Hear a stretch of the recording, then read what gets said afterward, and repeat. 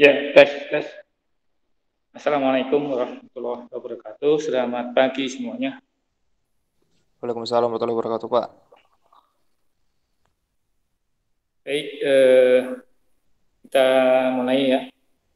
Tepat pukul 9 lebih 3 menit kita mulai kuliah hari ini tentang use case diagram. Seperti yang sudah pernah kita bahas minggu lalu ya tentang apa namanya proses bisnis identifikasi ya, sistem request, kemudian eh, requirement gathering ya. Requirement gathering ini mengumpulkan persyaratan baik sistem request maupun requirement gathering ini ngumpulin persyaratan untuk identifikasi proses bisnis ya. Bagaimana mengimplementasikan proses bisnis ya seperti yang minggu lalu kita bahas diimplementasikan ke dalam use case diagram. Ini penting ya. Jadi kalau Anda gambar use case diagram itu harus tahu dulu proses bisnisnya seperti apa gitu ya. Itu sama seperti apa namanya membuat rumah ya. Itu data-datanya sudah Anda siapkan. Membuat rumah itu apa yang perlu kita siapkan?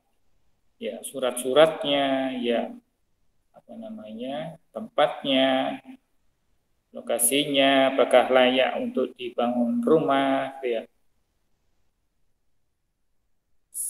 Terus kemudian sampai izin dengan tetangga sebelah kiri kanan, depan belakang. Kalau di perumahan ya. Jadi ada izinnya. Ada tetek bengeknya ya. Kemudian desainnya kita sudah rancang gitu ya. Baru kita gambarkan rancangannya. Gitu. Dalam bentuk apa? Blueprint gitu ya. Nah, ketika kita membuat sistem nantinya juga demikian ya. Kita harus pastikan dulu mengenai sistem request-nya gitu ya. Kelayakannya, apakah kita layak untuk diteruskan untuk menjadi project atau tidak gitu ya. Bersama seperti skripsi Anda ya. Kalau skripsi itu juga dinilai apakah layak menjadi skripsi atau tidak gitu ya. Itulah kenapa ada kalanya jika tidak layak maka skripsi proposal itu ditolak ya. Disuruh ganti judul, suruh ganti topik yang baru gitu ya. Sehingga memenuhi kaidah-kaidah yang dikehendaki dalam skripsi. Begitu juga dengan tesis ya, tesis kemudian apa disertasi doktoral dan sebagainya. Itu gak gampang ya, dari sisi judul aja sudah kita pertimbangkan kelayakannya. Itu juga dengan membuat sistem ini kita pertimbangkan kelayakannya. Ini layak enggak untuk jadi paper gitu ya. Baik, kita bahas mengenai use case diagram ya. Jadi use case diagram ini adalah menggambarkan fungsi-fungsi yang harus disediakan pada sistem nantinya ya, yang diharapkan dari sebuah sistem. Use case ini menggambarkan fungsi apa saja atau fungsionalitas sistem itu sendiri ya. Penekanannya adalah apa yang harus dilakukan oleh sistem, apa yang harus apa namanya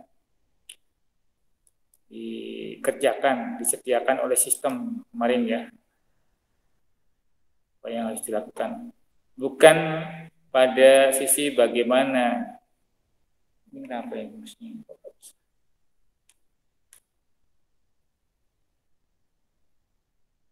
bukan ditekankan pada bagaimana prosesnya. Kita belum ngomongin itu ya. Apa yang harus dilakukan oleh sistemnya nanti ngapain dulu gitu ya. Sebuah use case biasanya menunjukkan interaksi antara aktor dengan sistem yang biasa digambarkan di dalam proses bisnis. Bagaimana prosesnya, proses-proses yang terjadi nantinya. Itu nanti kita gambarkan dalam bentuk use case. Jadi bentuknya hanya aktor dengan sistem berapa orang usernya nanti akan menggunakan sistem ini. Nah, tiap user kan berbeda ya, fungsi-fungsi yang disediakan. Tidak semuanya user memiliki fungsi yang sama untuk level yang di atasnya. Contoh use case diagram seperti gambar ini ya. Gambar ini memang agak kurang ya. Tuh, maksudnya kok nggak bisa jalan.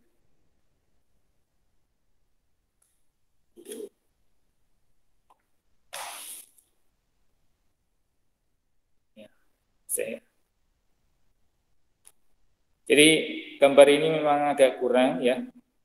Kurangnya ada di penderi ya, batasnya sistem ini, penderi. Jadi bisa jadi ini satu kesatuan sistem, tapi aktornya nggak boleh ada di dalam sistem ya, di luar. Ya. Tapi ini paling tidak ingin menggambarkan sebuah use case, walaupun ini use case-nya nggak lengkap ya. Kalau kita bilang ini boleh dikatakan keliru, salah ya. Tapi kita cermati nanti ya, kita cermati apa saja yang ada di dalam use case ini. Yaitu aktor biasanya itu adalah orang ya. Berarti student. Nah, student ini orang kan ya. Dia lebih condong disebut dengan nama peran. Perannya sebagai siswa. Juga dengan aktor berikutnya adalah profesor. Profesor ini dosen lah. Dosen perannya ya. Perannya sebagai profesor, dosen ya.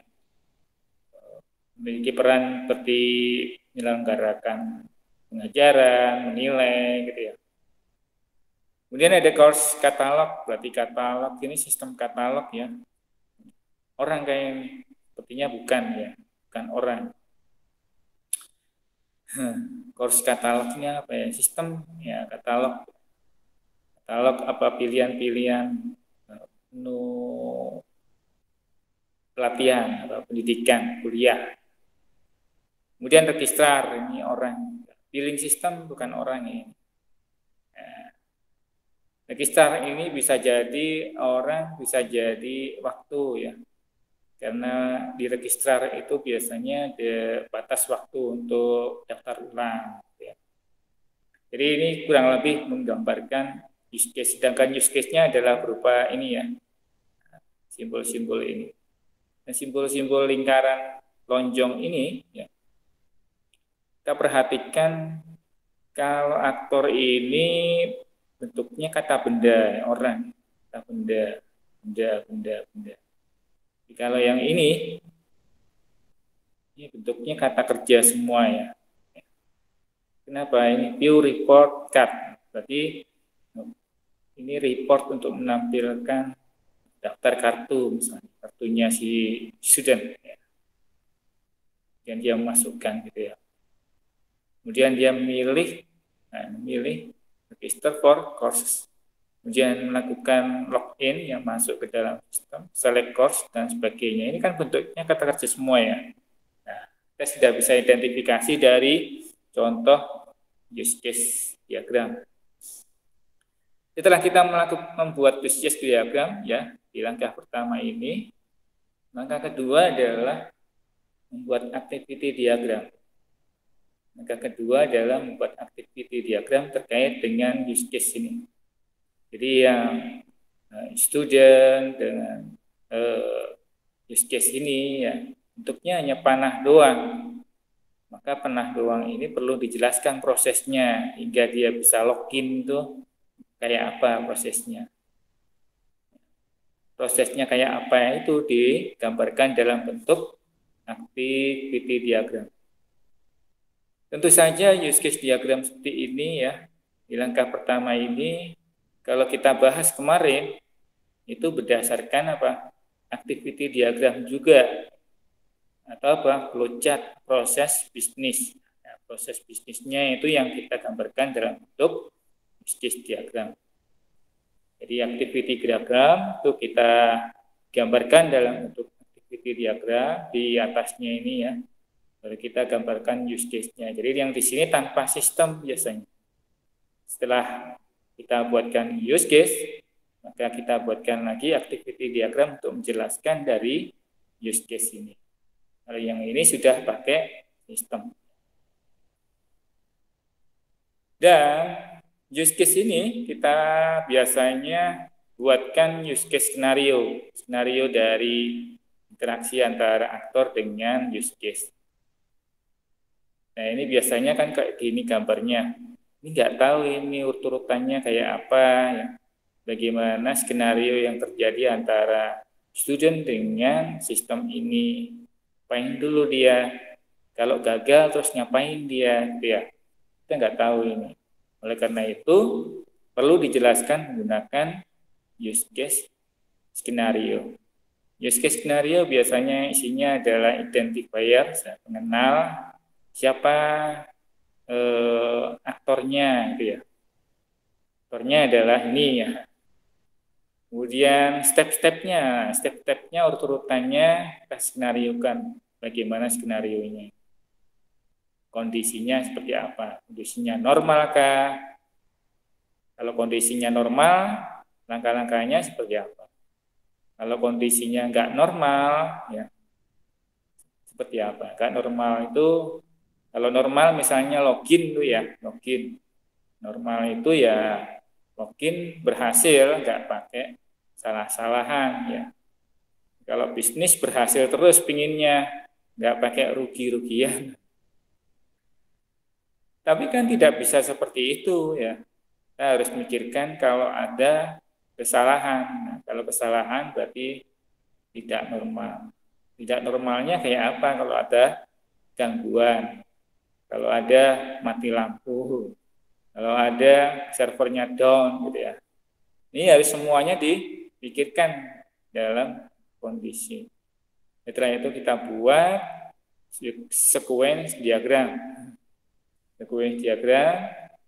Dari sequence diagram biasanya kita telurkan dalam bentuk kelas diagram. Dan kelas diagram ini sebenarnya bisa kita gambarkan langsung dari use case, tapi tentu saja tidak jelas kalau di use case. Cuma ini untuk verifikasi aja, cocokkan apa yang ada di sini ya, itu harus sesuai dengan yang ada di sini. Ini semua juga harus sesuai dengan use case and sequence diagram help determine classes.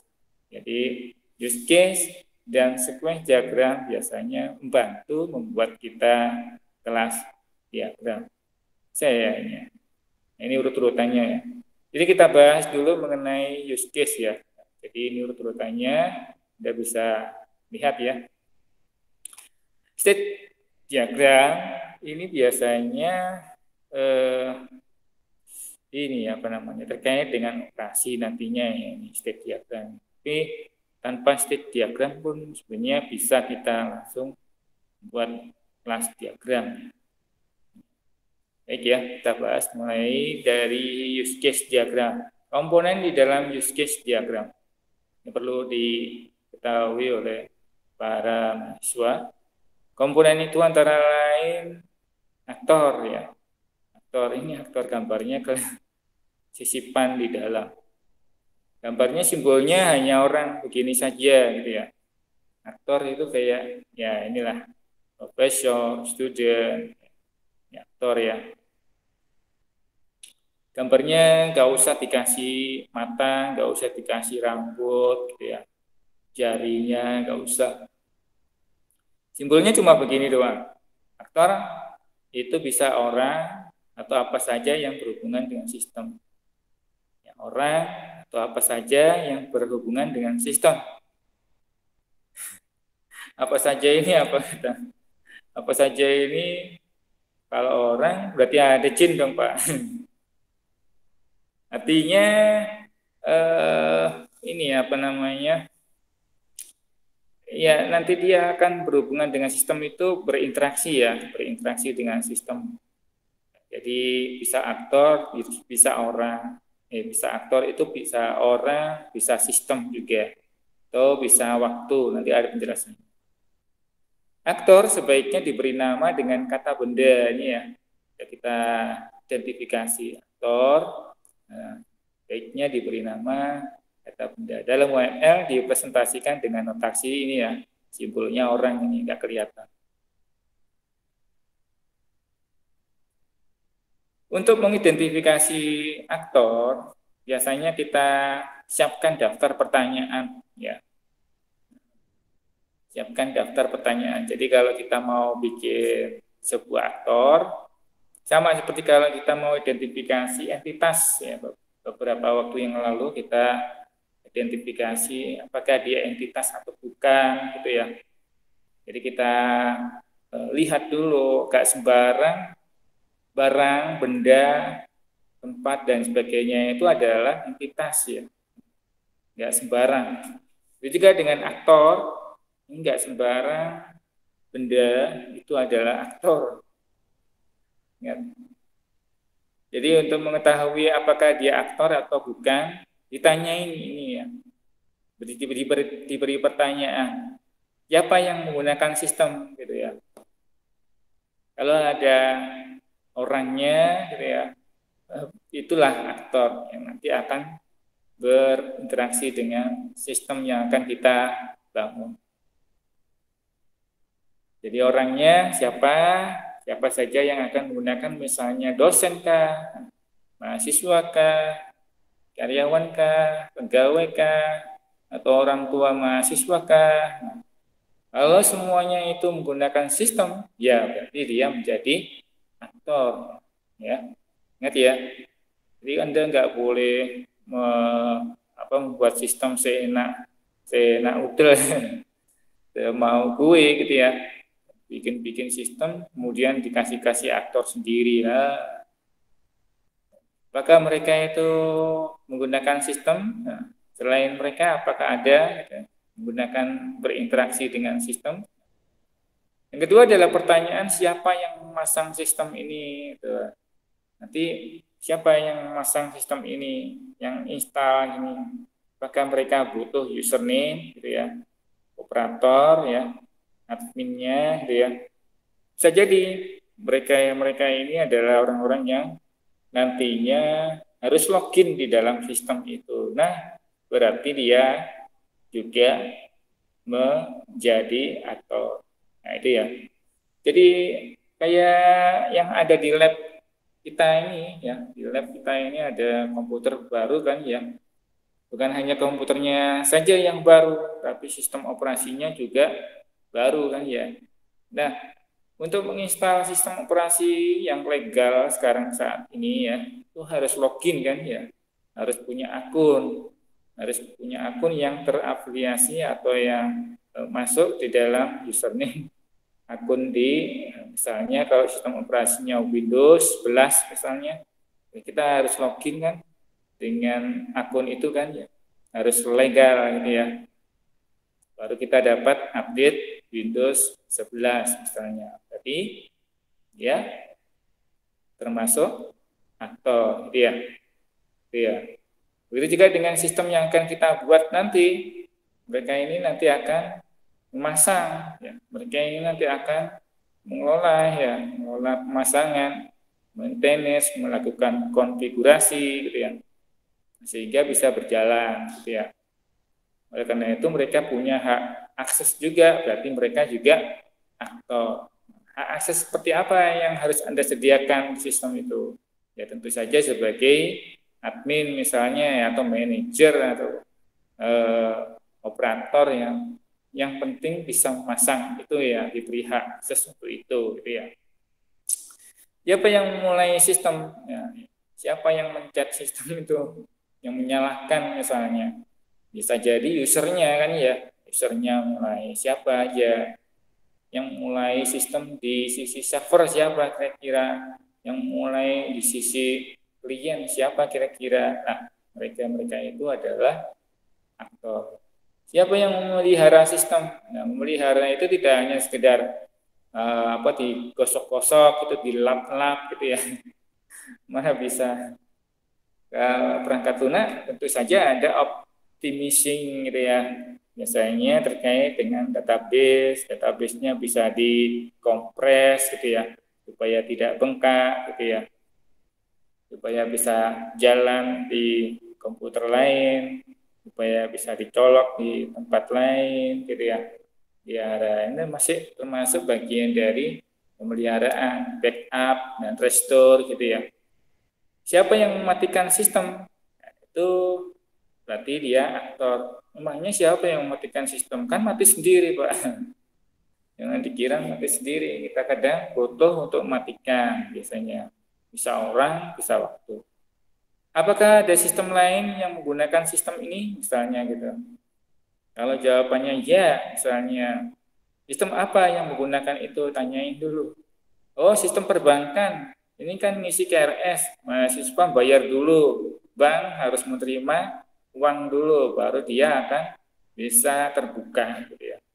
Ada notifikasi, mahasiswa mendapatkan notifikasi, sehingga dia bisa login mengisi KRS. Nah, adanya notifikasi itu kan berarti ada interaksi antara sistem yang dibuat ini dengan bank, ya kan? Sistemnya bank. Sehingga apa?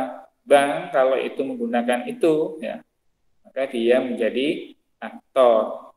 Ya, dia juga menjadi aktor. Siapa yang mengambil informasi dari sistem? Siapa ya? Kira-kira yang nyedot itu ya? Nyedot, nyedot apa Pak? Yang nyedot data biasanya ya, mengambil informasi, mengambil data, gitu ya. Kan ada ya. Nah, berarti juga itu adalah aktor. Nah, itu ya. Jadi data apa kira-kira? Data yang disedot di ini apa namanya? Kalau bank berarti dia ada informasi yang disedot oleh sistem kita nantinya. Jadi sistem kita menjadi aktor. Gitu ya. Data apa itu? Data pembayaran lah gitu ya misalnya gitu ya. Sekarang ini ada pelaporan dikti misalnya, laporan dikti yang host to host gitu ya. Jadi sistem kita tinggal masukkan aja data mahasiswa, data prestasi, termasuk nilai, A, B, C, D, E, F, gitu ya. Nilainya juga ada nilai amin, B plus, gitu ya. B, B saja, B min, gitu ya. Dan seterusnya. Nah, itu apakah langsung disimpan? Kan disimpannya di sistem kita biasanya. Nah, kalau di sistem kita, maka tinggal di-push datanya ya ke dalam sistem yang ada di luar di laporan. Berarti dia sebagai aktor juga. Ini ya. Jadi yang jelas kalau di luar sistem dia berinteraksi dengan sistem yang akan kita bangun ya. Kemudian mengambil data, baik mengambil data maupun memberikan data atau informasi, maka dia menjadi aktor. Siapa yang menyediakan informasi ke sistem? Nah, ini sudah jawabannya ya. Jadi mengambil informasi maupun menyediakan informasi itu berarti aktor. Apakah segala sesuatu terjadi secara otomatis pada saat ini ya? Pada waktu saat ini? Nah, waktu ini juga menjadi aktor. Dengan demikian kita bisa mengidentifikasi aktor-aktor itu ya. Dari pertanyaan-pertanyaan ini semua kita bisa identifikasi aktor itu. Pertama adalah pengguna sistem, ada 3 ya. Pengguna sistem itu sendiri. Yang kedua adalah sistem lain yang berhubungan dengan sistem yang dibangun. Ya. Sistem lain yang berhubungan dengan sistem yang dibangun. Yang ketiga adalah waktu. Nah, ini semua adalah aktor. Ya. Jadi kalau kita gambarkan yang seperti ini ya, ini orang ya pengguna course katalog bisa juga berupa sistem kan ya, registrar waktu. Nah, registrar itu ada walaupun orang bentuknya, tapi dia ini adalah masa berlaku ya, masa berlaku dari registrasi ini ya. Jadi kalau registrasinya ditutup, ya udah dia harus bayar sekian misalnya gitu ya. Jadi setelah mau ada course itu selesai mengikuti course, ya udah waktunya registrasi bayar lagi, bayar terus. Nah, itu ya. Jadi waktu. Tipe pertama aktor secara fisik atau orang pengguna gambaran umum dan selalu ada pada setiap sistem. Jadi tipe pertama ini secara fisik itu berupa orang, gitu biasanya. Orang atau pengguna yang langsung berinteraksi dengan sistem.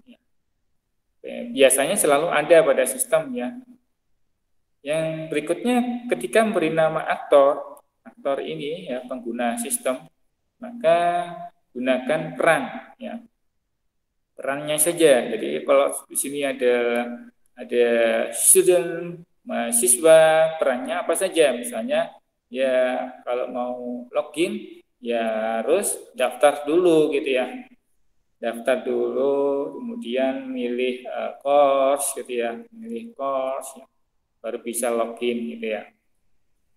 Kurang lebih itu. Jadi perannya dan jangan nama posisi. Nama posisi. Seorang individu dapat memainkan beberapa peran. Ya. Seorang individu juga bisa bermain dalam beberapa peran. Misalnya saya. Ini juga berperan sebagai siapa? Juga berperan sebagai admin gitu. Kalau dulu itu ya, kalau di SIAS ini saya nggak ada peran sama sekali. Perannya hanya sebagai dosen ya. Dosen biasa, dosen yang mengajar dan dosen wali ya, dosen wali. Artinya saya juga memainkan dua peran di sini sebagai dosen pembimbing ya. Nah, dosen pembimbing untuk studi mahasiswa dan dosen mengajar mata kuliah. Ke depan nanti akan ada dosen untuk membimbing mahasiswa, membimbing skripsi ya, membimbing skripsi ini khusus ya, khusus karena ini akhir-akhir pamungkasnya mahasiswa. Jadi perannya bisa banyak. Anda juga bisa berperan sebagai mahasiswa yang mengambil mata kuliah, mahasiswa yang mengikuti juga berperan sebagai anggota perpustakaan misalnya. Itu juga bisa. Memangnya sekarang ada mahasiswa yang jadi dosen, ada juga mahasiswa yang ngerangkap sebagai dosen. Jadi dia harus S2 dulu ya, S2 dulu. Kemudian dia lanjut ke S3 misalnya, jadi dosen, jadi mahasiswa. Ya. Itu kalau dalam satu kampus ya. Kalau kampusnya di luar ya tidak punya akses itu ya.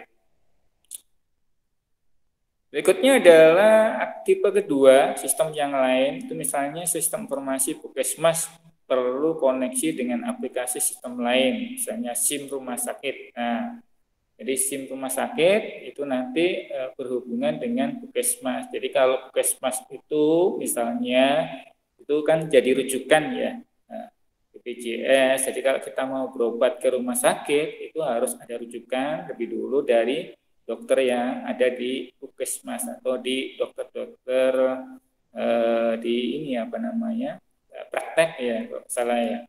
Jadi kita mau ke sana harus ada rujukan dulu. Kalau kita tiba-tiba langsung ke sana ke rumah sakit kayaknya agak sulit gitu ya, kecuali masuk UGD dulu ya. UGD ini penanganannya khusus ya. Nah, jadi Anda harus apa namanya dalam kondisi darurat gitu ya. Nah, dalam kondisi darurat baru bisa itu ya. Nah, ini misalnya gitu ya. Maka dalam kasus ini sumber rumah sakit adalah aktor. Jadi kalau rumah sakitnya itu nanti berinteraksi dengan sistem yang ada di Puskesmas, maka SIM rumah sakit itu menjadi aktor. Itu juga ketika kita mendesain SIM rumah sakit, maka jika Puskesmas ini merujuk jadi kerujukan, maka dia juga menjadi aktor. Nah, kita gambarkan use case-nya di rumah sakit. Itu ya intinya ya. Ini yang tipe kedua. Jadi nggak harus aktor itu adalah orang. Ya, bisa jadi sistem lainnya berhubungan. Tipe ketiga adalah waktu. Dapat menjadi aktor jika seiring perjalanan waktu dapat memicu event. Ya, kejadian dalam sistem. Nah, itu ya. Ya, semua seperti register tadi ya. Register itu kan punya batas waktu registrasi ya. Misalnya Anda semester ganjil. Semester ganjil tahun akademik 2021-2022. Semester ganjil berlaku mulai bulan September sampai Desember misalnya gitu ya. Nanti kalau sudah selesai ujian akhir, ya, ujian UAS, masa semester ganjil sudah berakhir, gitu ya, sudah berakhir dan itu menghendaki ada waktunya, waktu masa berlakunya, gitu ya. Oleh karena itu sama seperti yang itu ya. Kayaknya kalau ada something wrong di selama semester itu jangan sampai lewat dari masa waktu itu registrasi itu ya. Itu di mana-mana kalau masa registrasi udah telat ya, udah hangus kadang gitu ya. Hangus. Sama seperti kalau kartu kita ya, kartu kartu apa namanya? Kartu SIM card ya, SIM card.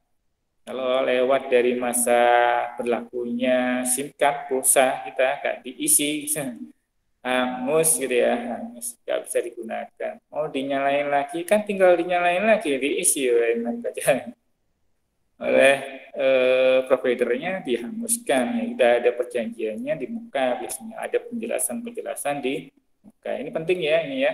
Jadi itu registrasi itu juga jadi aktor ya, waktu. Jadi use case adalah bagian dari bagian fungsi tingkat tinggi yang disediakan oleh sistem. Ya. Jadi sistem itu harus memiliki fungsi-fungsi apa saja yang kita gambarkan di use case. Jelas ya ini ya. Dengan kata lain, use case menggambarkan ini ya, bagaimana seseorang menggunakan sistem. Ya, bagaimana seseorang menggunakan sistem. Use dalam UML dinotasikan ini ya, case-nya ini ya, pendaftaran pasien misalnya. Jadi prosesnya ini dan namanya harus bentuk kata kerja ini ya, case-nya ini ya. Ini simple ciri-cirinya. Nama use case simple ya, biasa berupa kata kerja plus kata benda ya. Kata kerja plus kata benda. Bisa juga berupa path name, itu kalau program ya, path name. Nah, nama di bagian depan menyatakan paket di mana use case terjadi. Jadi ini ketutup ini ya. Jadi contohnya seperti ini ya. Nah, contohnya seperti ini bukan putus ya ini ya. Ini ada potong nih. Jadi ini ada lingkaran ya, lingkaran lonjong. Harus lingkaran lonjong ya, jangan lingkaran bulat. Nanti sama seperti apa namanya? Diagram konteks ya, diagram level itu, diagram konteks seperti data flow diagram level gitu ya. Ini biasanya bentuknya lingkaran, bukan lingkaran. Ini disengaja ya penemunya membuat pembeda. Bentuknya lingkaran lonjong. Bisa berupa kata kerja, kata benda ya, kata kerja validate user ya, place order. Ordernya ini adalah kata kerjanya place tempat. Kemudian bisa juga path name, sensor, calibrate, location. Ini kalau Anda sering bermain apa namanya framework gitu ya, ngoding pakai PHP atau Java. Ini simbol-simbolnya berupa path name ya, path name ya. Ini nyatakan paketnya, baru kemudian use case-nya disimpan di sini. Yang kedua adalah relasi ya. Di dalam use case diagram itu ada simbol-simbol selain lingkaran lonjong tadi ada tanda panah. Nah, itu kita sebut sebagai relasi atau asosiasi ya. Relasi antar aktor dengan use case. Ada aktor dengan use case kita notasikan dalam bentuk relasi tanda panah. Arah panah menunjukkan siapa yang mengawali komunikasi. Ini berarti pasien mengawali komunikasi menuju ke aplikasi registrasi pasien. Biasanya use case itu mewakili sebuah antarmuka. Ya. Biasanya use case itu mewakili antarmuka. Jadi kita mau daftar registrasi misalnya kita masukkan data-data kita gitu ya. Nah, kita cukup simbolkan dalam bentuk lingkaran lonjong ini aja.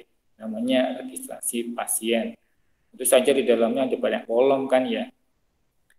dengan mengecualikan use case dalam relasi include dan relasi extend. Jadi di sini ada relasi itu atau asosiasi tadi itu ada beberapa tipe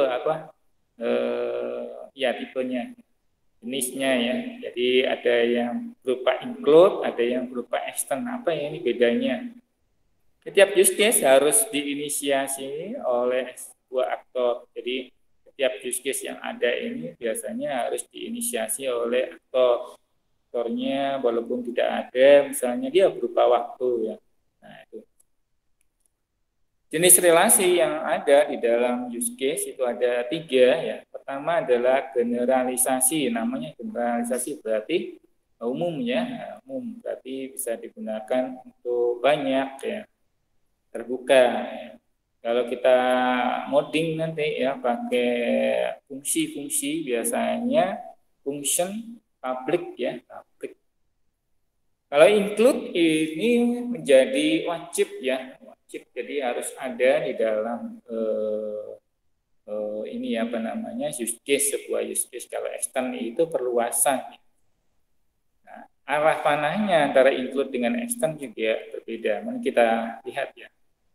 Kalau generalisasi itu antara induk dan anak ya, induknya. Jadi ada use case yang kita sebut sebagai induk nantinya. Kemudian ada anak.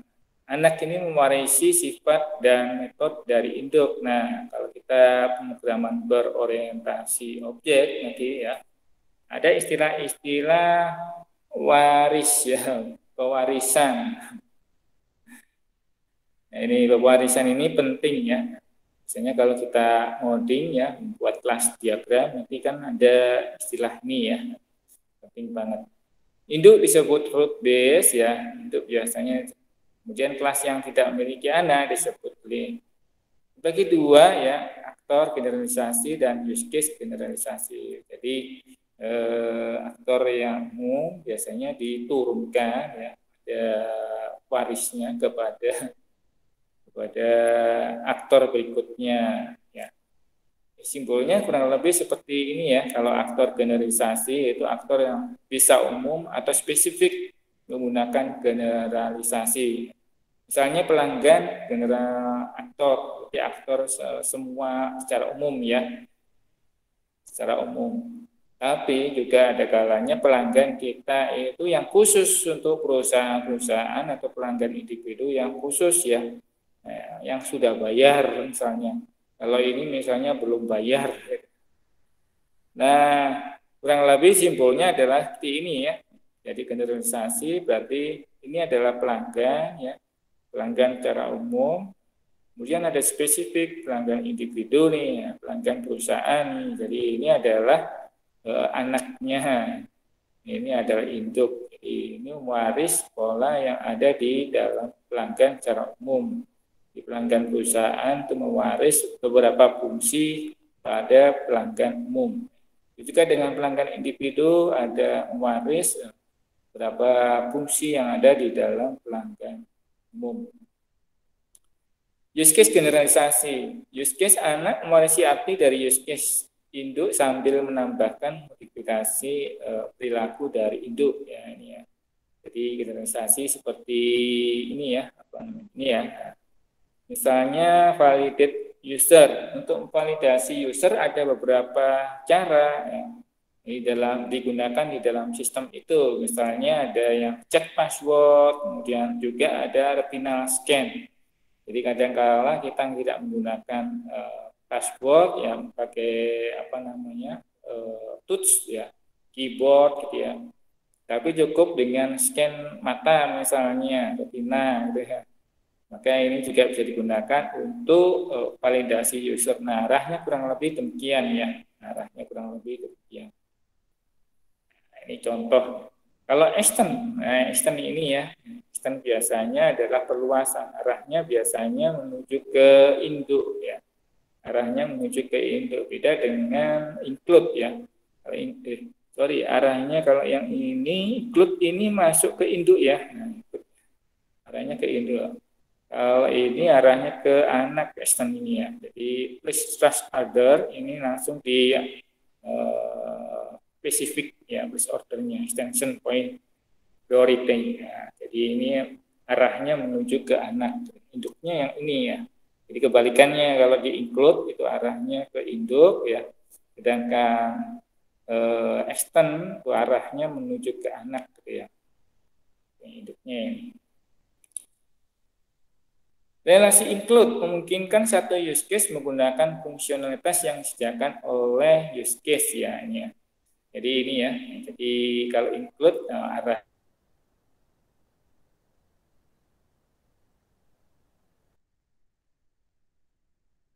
menuju ke obat, arahnya langsung ke sana include ya. Include ini wajib ya, wajib ada. Kalau extend memungkinkan suatu case opsional. Opsional itu boleh ya, boleh tidak ya. Boleh ya, boleh tidak menggunakan fungsi yang disediakan oleh use case yang lain ya. Dia akan boleh ngambil ini atau tidak. Jadi gini ya, tes laboratorium, pemeriksaan kesehatan, arahnya ke. Jadi pemeriksaan kesehatan ini biasanya jadi induknya, ini anaknya. Setelah diperiksa kesehatannya oke, nggak perlu kan ke tes laboratorium kan. Tapi kalau nggak oke, baru lari ke tes laboratorium. Nah, ini anaknya, induknya sini. Jadi arahnya adalah menuju ke induk, kebalikan dari include tadi ya. Use case pemeriksaan kesehatan suatu saat memerlukan tes laboratorium. Ya ini ya. Suatu pemeriksaan kesehatan biasanya perlu tes laboratorium. Kalau tesnya sehat, pada saat lain tidak tergantung pada kondisi pasien yang diperiksa. Nah, ini. Kalau sehat, maka ya nggak perlu ke tes lagi gitu ya. Tapi kalau nggak sehat, waduh kok ada something sih Bu Dok, gitu ya. Di bagian kepala ini gitu ya, kok lemah, letih, loyo hari-hari ini. Tapi kalau minum kopi kok tetap jadi seger ya Dok, nah, ada apa ini Dok? Coba dites dulu gitu ya, misalnya tes darahnya dulu gitu ya, dan lain sebagainya. Batasan sistem, batasan itu boundary ya. Boundary ini batas kotak ini ya. Nah, ini penting juga, ini jangan nggak digambar. Untuk memperlihatkan batasan sistem dalam diagram use case, Anda dapat menggambar sebuah kotak yang mengikuti semua use case. Jadi ini ya, use case-nya tentu saja nggak satu ya, banyak. Nanti ya. Aktor tetap berada di luar batas. Ya, aktornya harus tetap di luar, jangan di dalam. Nggak mungkin di dalam. Di dalam bisa kacau nanti. Kok bisa kacau Pak? Nah, sistemnya. Anda masuk di dalam sistem enggak? Di dalam komputer enggak kan ya. Artinya Anda tetap di luar komputer itu ya. Di luar sistem. Tadi simbolnya adalah kurang lebih demikian. Ya. Jadi kayak tadi yang saya sampaikan di sini ya. Di sini di contohnya, contoh use case. Nah, satu use case seperti ini kan tadi saya sampaikan ya, paling tidak ada kotak batas ya, boundary di sini ya. Jadi aktornya nanti diarahkan keluar. Ini bisa jadi dua sistem ini ya. Yang satu sistem yang ini kotak ini ya, kemudian yang satu sistem yang ini gitu ya. Jadi aktornya tetap di luar ya. Kemudian mana lagi? Ya ini ya. Nah, ini contohnya tadi ya. Jadi ada kalanya ini di sini ya, di luar sini. Yang ini gambarnya jangan begini. Tadi dijadikan satu ya kotak ya. Baik, berikutnya kita latihan ya, contoh ya, contoh. Pertama kita buat latihan dulu latihan. Proses bisnisnya dulu ya, proses bisnisnya.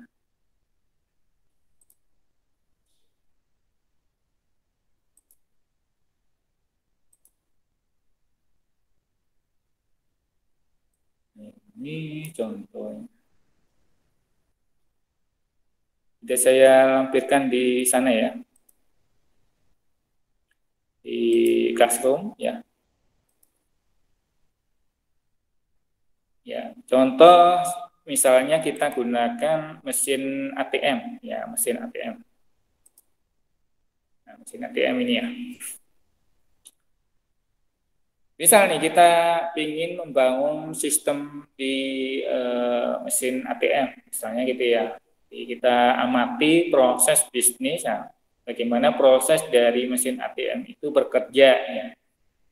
Kita sudah bisa identifikasi siapa aktornya. Ya. Aktornya misalnya nasabah seperti kita. Gitu ya. Nasabah nanti akan berinteraksi dengan mesin ATM. Pertama apa yang harus dimiliki oleh aktor nasabah? Pertama yang dimiliki adalah duitnya dulu, no. Duitnya dulu ada enggak di situ gitu ya? Ya jadi tabungan dulu ya, daftar dulu kan, registrasi dulu kan, kemudian kita diberi buku tabungan dan kartu ATM gitu ya. Setelah kita memiliki itu, baru kita bisa menggunakan ATM. Tapi sebelum menggunakan ATM kita daftarkan dulu kartu kita kan di situ kan ya. Nah, daftarkan kartu kita di situ di mesin ATM itu. Kalau sudah terdaftar ID di kartu ya, maka ID di kartu bisa mendapatkan username dan akun ya. Akun ya, sudah mendapatkan akun. Nah, itu kita tidak kita gambarkan. Yang jelas kita gambarkan bagaimana seorang nasabah itu bisa mengambil duit misalnya gitu ya. Mengambil duit di mesin ATM. Apa yang dia miliki? Yang dia miliki pertama adalah kartu ATM dan duit yang ada di dalamnya. Maka dia datang di mesin ATM dan menjumpai menu di mesin ATM itu. Yang pertama yang kita lihat adalah view my balance. Ya. Berapa duit saya gitu ya. Kemudian withdraw cash, kita bisa ngambil duit cash gitu ya. Juga deposit pun, berarti kita bisa ngirim duit gitu ya. Nyimpan duit di situ. Yang keempat adalah exit. Kalau sudah selesai, kita bisa exit ya. Ini kalau sudah masukkan kartu ya, masukkan kartu. Jadi dengan demikian, sesuai dengan menu ini muncul take cash here. Apa ini? Kalau kita ngambil duit, withdraw cash ya. Withdraw cash, maka kita dapatkan duit di sini, ada kolom di sini, muncul di sini duit kita. Ya. Kalau kita deposit ya berarti lewat sini depositnya. Muncul menyimpan duit ya berarti lewat sini. Kurang lebih itu ya. Jadi kita melihat mesin ATM kita yang ada fungsi-fungsinya, bisa melihat saldo. Kalau saldonya ada duitnya, kita bisa withdraw. Kalau nggak ada duitnya, kita bisa deposit ya, kurang lebih. Setelah tahu proses bisnisnya itu, maka kita hadapi di layar ini. Di mesinnya yang kita desain adalah layar, kemudian kotak uang, kotak kartu, dan kotak kwitansi. Ini kan ngambil duit doang nih ya. Kotak uang ini bisa ngambil sama kirim nggak ini, kurang lebih. Yang pertama, kalau kita mau menggunakan itu, ya kita ditanya dulu PIN-nya, seperti apa PIN-nya, gitu ya. Nah, ada kotak uang, ada kotak kartu, ada kotak kwitansi, hasil bukti ngambil duit, dia, bukti ngambil duit. Maka kita masukkan kartu kita dan masukkan PIN-nya, ya, PIN-nya cocok nggak nih? Kalau cocok, oke. Kita nggak ngomongin kalau tidak cocok kayak apa. Nah, belum ngomongin itu ya. Jadi kita anggap ini normal semua gitu ya. Jadiannya normal semua. Kalau cocok, berarti kita masuk ke dalam menu utama. Yang bisa kita lihat di menu utama sama seperti yang di awal ya gambarannya. Melihat saldo, melihat saldo. Mengirim uang, mengambil uang. Kebalik ya tadi ya, kita withdraw cash berarti kita ngambil uang, ngirim uang ya deposit ya, logot. Nah, kurang lebih ini ya. Jadi kita mau ngapain dulu nih? Nah, saya mau klik saldo. Gimana caranya klik saldo? Oke, pencet saja misalnya. Setelah dicek, maka ada saldo. Saldonya muncul sekian juta misalnya gitu ya. Sekian juta. Oke deh. Kita mau klik back gitu ya. Setelah klik back, kita akan mendapatkan menu tadi lagi. Nah, back menu utama gitu ya. Klik backnya nggak ada di sini ya, akan kasih lah gitu ya. Setelah itu kita pilih mau mengirim uang nih, mau mengirim uang apa yang harus kita uh, lakukan. Pertama adalah mengisi akun penerima, akunnya berapa, nomor rekeningnya berapa, kita mau ngirim uang nih, setor. Setornya biasanya ditanyain, oh mengirim ke rekening saya sendiri misalnya gitu ya. Oke, masukkan aja di situ. Jumlah uang yang dikirim berapa? Jumlah uangnya sekian juta, misalnya 1 juta, masukkan gitu. Baru kemudian uang kalau berhasil, ya muncul berhasil terkirim. Nah, kita buat di sini skenario-nya berhasil semua ya, mulus gitu ya, nggak ada gangguan, nggak ada error dan sebagainya gitu ya. Maka begitu juga dengan mengambil uang, maka kita akan ditanya jumlah uang yang diambil berapa, gitu ya. Tentu saja ini sudah memasuki di rekening kita sendiri, gitu ya. Tinggal dimasukkan jumlah uang yang mau diambil, gitu ya. Nah, kalau berhasil ngambil uang 1 juta, misalnya, maka keluar duitnya, maka muncul di sini berhasil diambil. Dari proses-proses ini kita bisa menggambarkan activity diagram ya. Nah, ini menggambarkan proses-proses yang terjadi ketika baik kita menggunakan melihat saldo, kemudian mengirim uang ya, maupun mengambil uang. Nah, dari gambar dengan activity diagram. Nah, inilah yang kita sebut sebagai proses bisnis ya. Proses bisnis yang kita amati ya ketika kita menggunakan mesin ATM tadi ya. Nah, proses bisnisnya antara lain kita akan memasukkan kartu gitu ya. Jika kartunya valid, tadi kita lolos-lolos saja kan ya. Nah, kalau kartunya valid, oke gitu ya. Kalau tidak valid, kembalikan gitu ya. Keluarkan, oh ini kartumu palsu, misalnya, oh ini salah, kartumu itu KTP, bukan kartu ATM, keliru. Misalnya gitu, andai saja kalau ada program seperti itu ya, bisa membaca chipset yang ada di kartu elektronik gitu ya. Nah, begitu dimasukkan KTP, muncul di situ pesannya, kamu keliru, masukin KTP, masukkan KTM, tahu, gitu ya. Tulisannya muncul gitu ya. Nah ini ya, masukkan PIN, kemudian kalau lolos PIN-nya berarti kita akan masuk ke menu utama. Kalau tidak lolos tentu saja ini ada hitung-hitungannya ya. Nah ini kita bisa membuat program nanti kalau ada error. Jadi skenario-nya kalau ada error pakai bagaimana, atau normal seperti apa gitu ya. Nah setelah muncul menampilkan menu, kita bisa ada pilihan-pilihan tadi tombol ya. Nah, ada yang melihat saldo, ada yang mengirim uang, ada yang mengambil uang. Harusnya ada satu lagi di sini ya, logout. 4 ya, tombol logout ya. Karena disediakan di situ logout. Jadi muncul di sini logout. Kalau logout gimana? Dia langsung keluarkan kartu ini ya. Jadi transaksinya ada pilihan-pilihan ya. Nah, kalau sudah transaksi selesai, nah ini bisa keluarkan kwitansi atau bukti transaksi, baru keluarkan kartu, nah, gitu ya.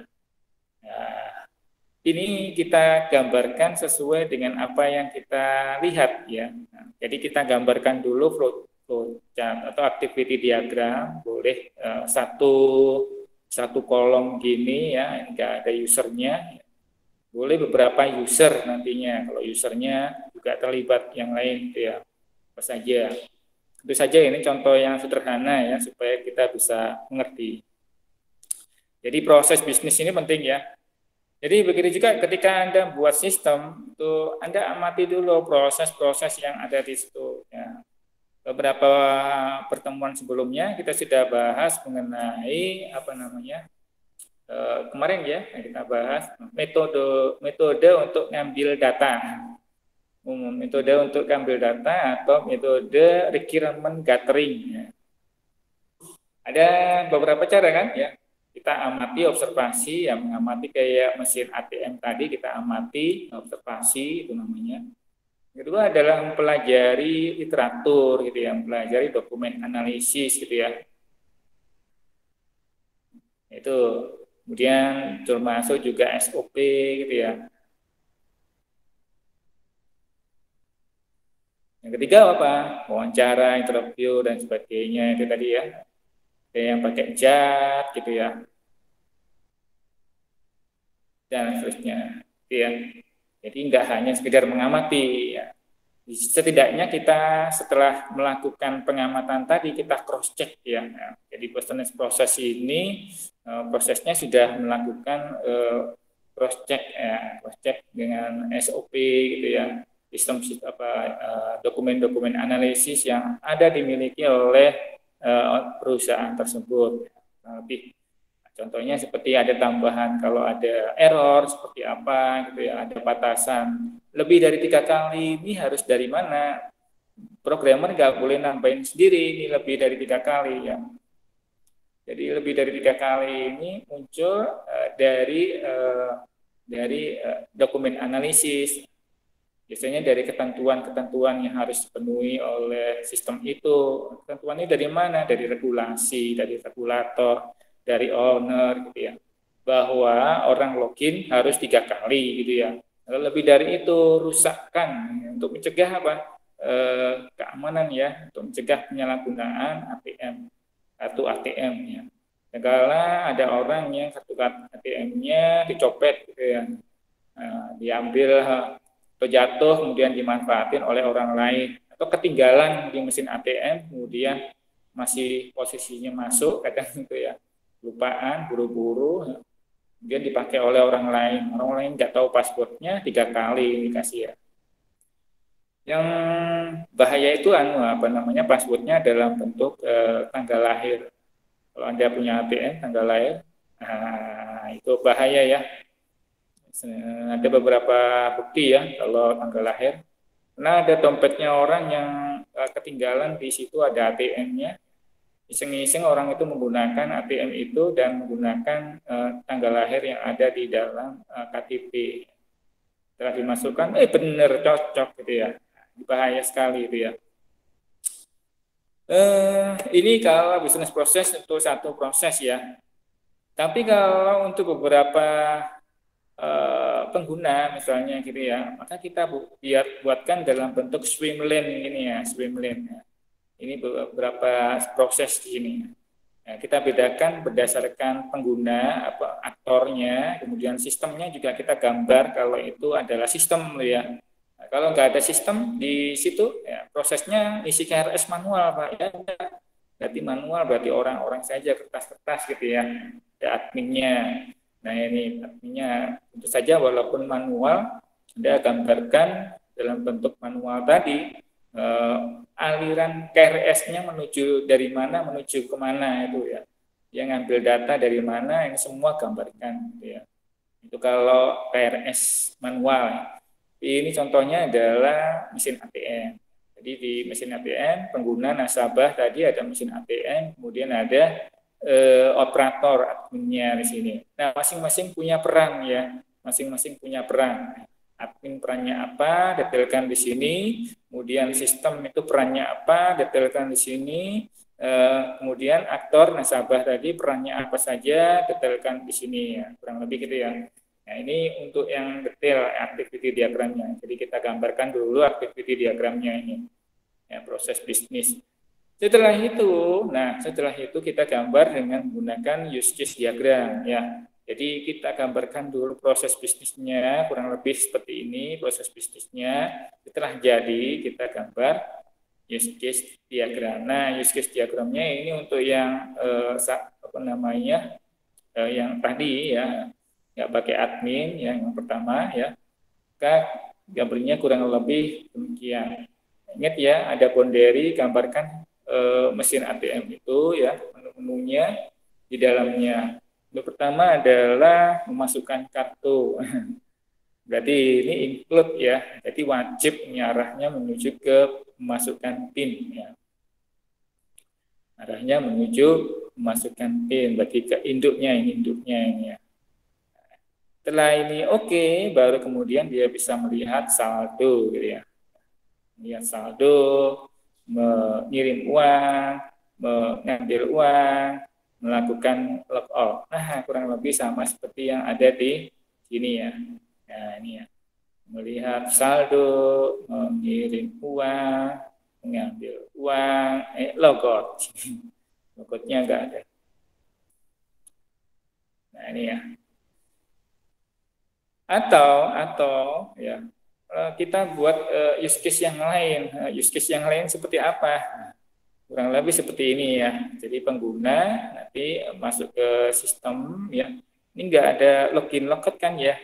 Anda nggak perlu gambar login logout sebenarnya. Jadi kalau login logout itu menjadi bagian yang penting dalam penggunaan sistem ini, why not digambar juga, nggak masalah gitu ya. Penting login itu biasanya kalau dia aktor ini masuk ke dalam sistem melewati batas ini ya, itu batas garis benderi ini, maka dia otomatis login gitu ya. Nah, dalam hal ini kan mesin ATM loginnya adalah menggunakan kartu kan ya, jadi dia harus masukkan kartu. Nah, ini kurang lebih loginnya digambarkan jadi bagian sendiri proses antar mukanya sendiri gitu ya. Masukkan dan lakukan verifikasi ini, masukkan PIN. Kalau sudah, berarti di sini adalah ini. Kalau berhasil di sini, nah berhasilnya kan tidak dijelaskan di sini, dia hanya berinteraksi. Interaksinya dengan apa saja di sini. Nah, apa ini kita gambarkan dalam bentuk ini. Apa saja, masukkan kartu, melakukan transaksi, melakukan logout, gitu ya. Nah, ini kita gambarkan apa saja. Ingat ya, di dalam use case ya, ciri-cirinya adalah berupa kata kerja dan kata benda.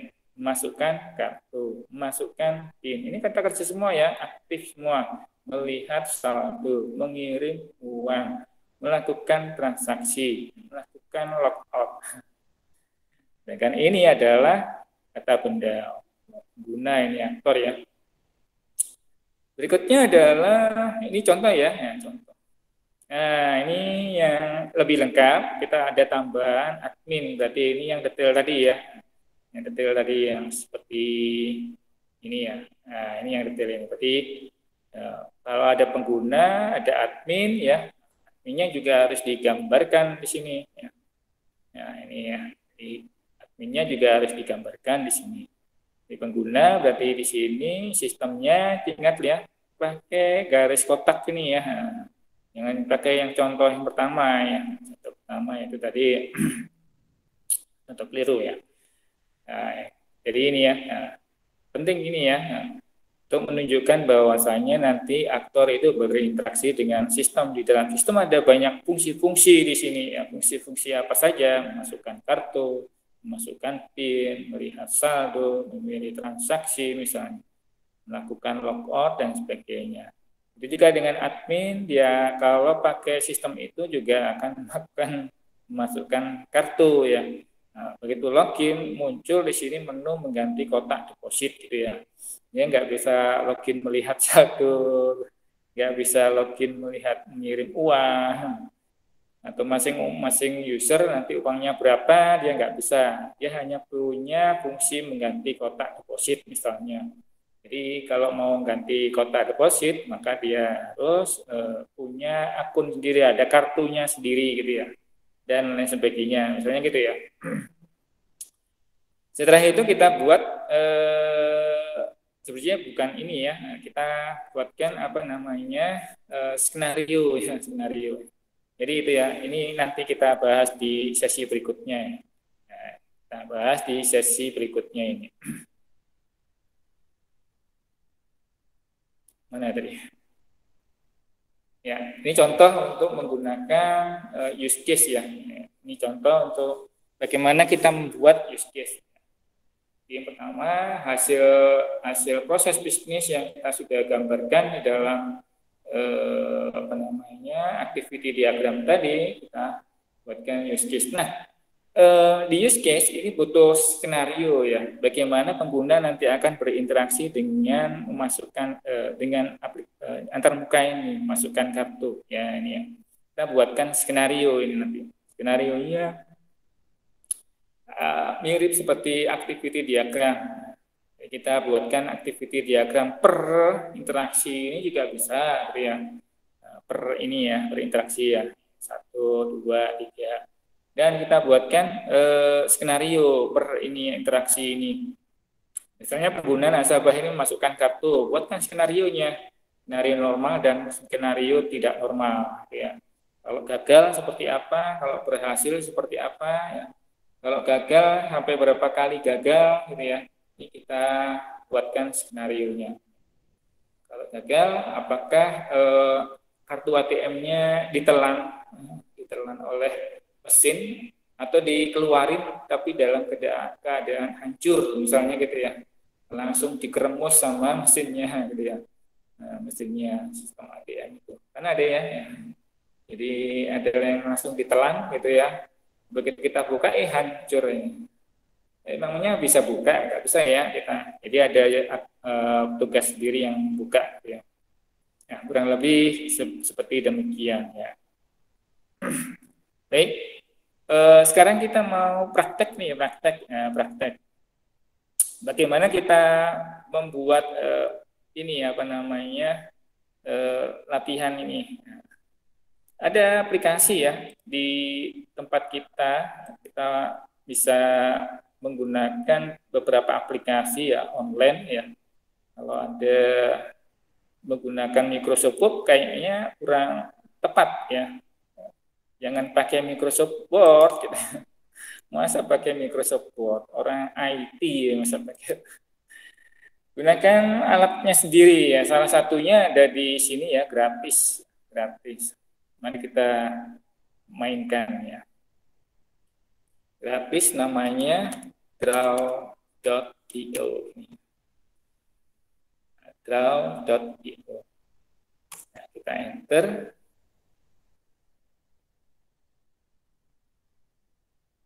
Ya, begitu kita enter, kita akan diarahkan ke app.diagrams.net ya. Nah, ini kita akan menggunakan aplikasi online daring ya. Ini gratis ini ya, gratis. Ada banyak software online yang serupa ya, mungkin lebih lengkap ya. Sayangnya memang nggak gratis, tapi bisa digunakan untuk belajar juga sih ya.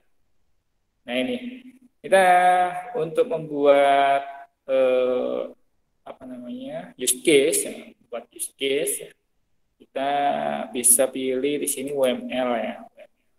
Jadi kalau kita lihat contohnya di sini nggak ada ini, adanya cuma apa namanya activity diagram gitu ya, use case-nya nggak ada. Jangan khawatir, kita klik aja klik ya. Nah, ini basisnya adalah Java ya. Karena itu di komputer kita harus ada Java-nya ya. Kita latihan, misalnya latihan use case menggunakan perangkat use case ya. Dokumennya dalam bentuk XML ya, ada yang draw.io, kemudian ada XML, XSL. Nah, kemudian kita save. Ini kalau kita pilih ke drive ya, disimpan di hard disk ya. Jadi ada kalanya disimpan di dalam Google Drive. Nah, ini.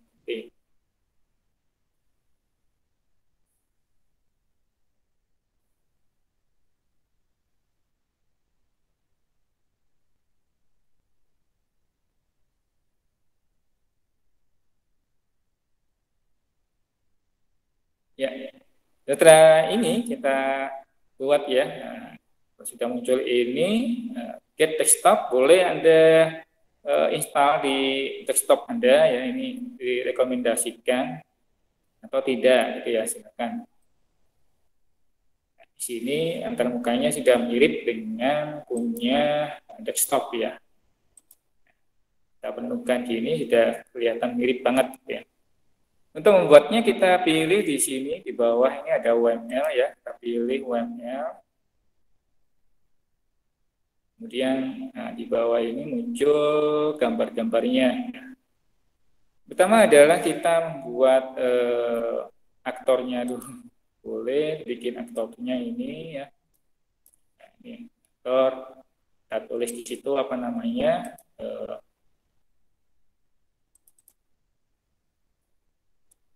Nasabah misalnya gitu ya. Nasabah itu ya menggunakan mesin ATM tadi ya contoh. Itu adalah menggambar garis sistemnya. Kalau sistemnya di mana ya, di sini nggak ada di sini ya, ini bukan objek ini bukan ya. Yang jelas sistemnya tadi adalah boundary ya. Oke deh, kita cari di sini kalau nggak ya muncul boundary ini. Nah ini ya, nah, ini sudah ada muncul di sini boundary ini ya, sistem container scope. Nah sistem ini ya, nah, sistem ini kita bisa masukkan di sini sistemnya. Jangan lupa diberi nama ya. Nah, klik double klik ini sistemnya apa? Misalnya ATM, bank, nah, bank ABC. Nah, ini ya. Sistem NIM-nya misalnya login ya, login ATM misalnya. Di login ATM mesinnya, kemudian mesin ATM-nya ATM Bank ABC. Ingat boundary itu garisnya nggak putus-putus, tapi garisnya penuh ini solid ya. Jadi kita cari di sini jenis garisnya, kasih yang solid ini ya, solid. Kemudian kita buat use case-nya di situ, ada use case sama apa saja. Nah, use case-nya pertama adalah memasukkan kartu tadi. Masukkan kartu berarti kita pilih di sini ya. Ini bukan sembarang elip ya. Kita cari yang UML ini ya.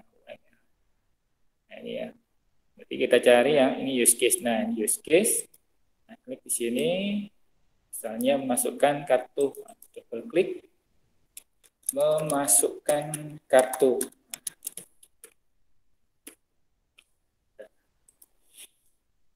Nah, itu ada PIN. Ya, PIN masukkan lagi use case.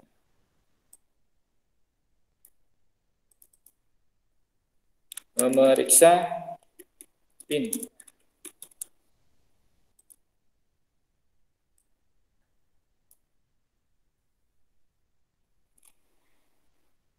Kemudian melihat saldo. Nah, saldo.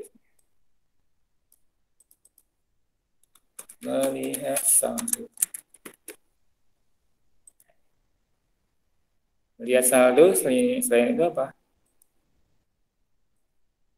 Mengambil uang.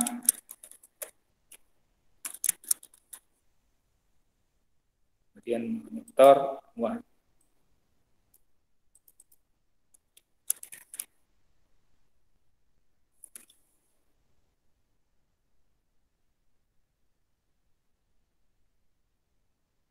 Menyetor uang. Yang terakhir adalah apa? Log out. Nah, simbol-simbol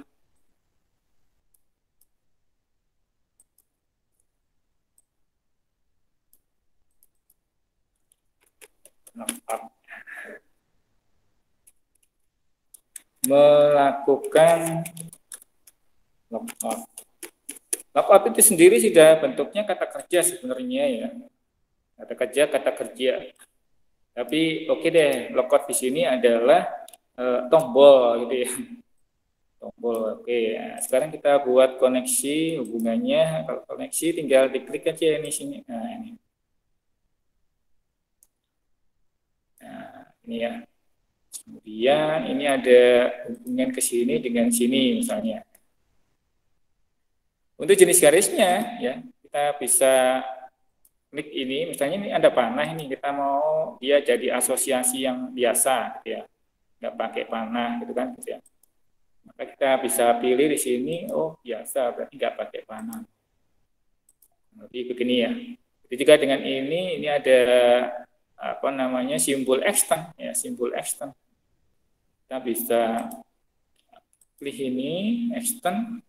Berarti simbol extend kita pilih yang garis-garis kan ya. Pilih garis-garis. Garis-garis seperti ini ya. Yang tambahkan di sini extend gitu ya. Juga dengan ini ya kita bisa pakai ini. Mudah ya, mudah banget lah.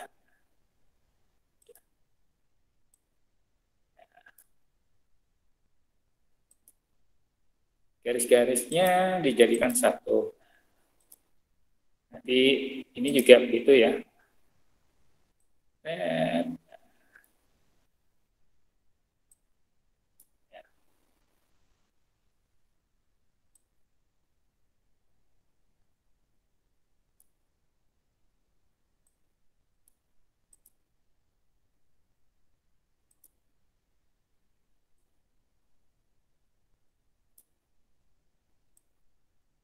Ya, selesai ya. Nah, kurang lebih seperti ini ya.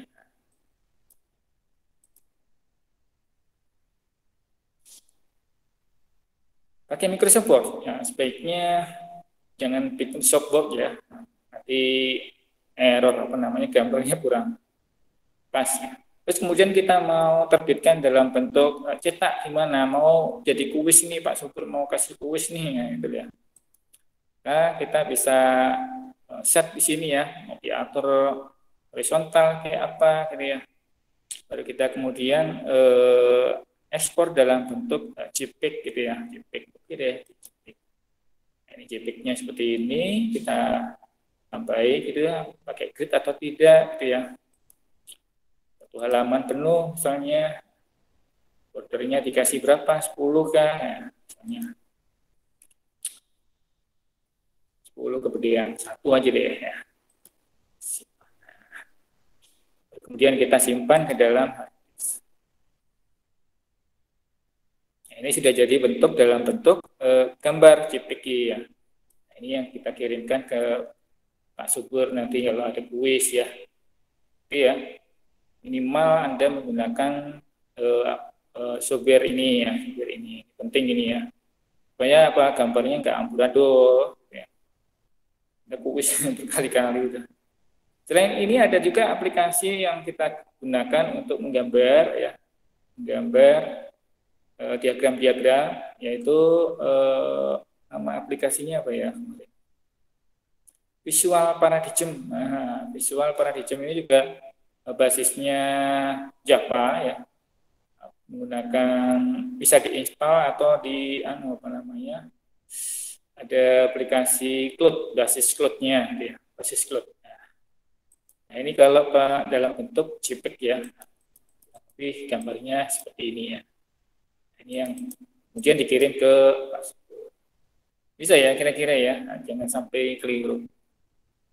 Ini pengenalan kita tentang use case ya. Jadi use case ini bukan asal serta-merta muncul begitu saja, tapi use case itu berdasarkan proses bisnis yang kita dapatkan dari requirement gathering ya. Ada beberapa langkah di requirement gathering yaitu wawancara, kemudian ada observasi ya. Kemudian ada dokumen analisis ya. Dokumen analisis dan sebagainya. Ada 5 itu ya. Baik, dari sini kuliah hari ini saya tidak kasih latihan dulu ya. Sebenarnya ada yang tadi latihan, tapi oke deh, minggu depan aja deh.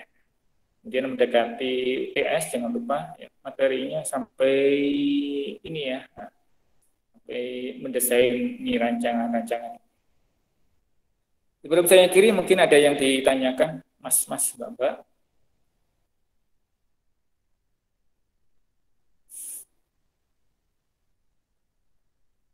Gak ada ya? Mau pada ngantuk semua ini. Gak apa deh. Gak ada, Pak. Baik, kalau tidak ada, saya akhiri kuliah hari ini. Sampai ketemu insya Allah minggu depan. Selamat siang semuanya. Selamat siang, Pak. Waalaikumsalam warahmatullahi wabarakatuh. Selamat siang. Waalaikumsalam warahmatullahi wabarakatuh.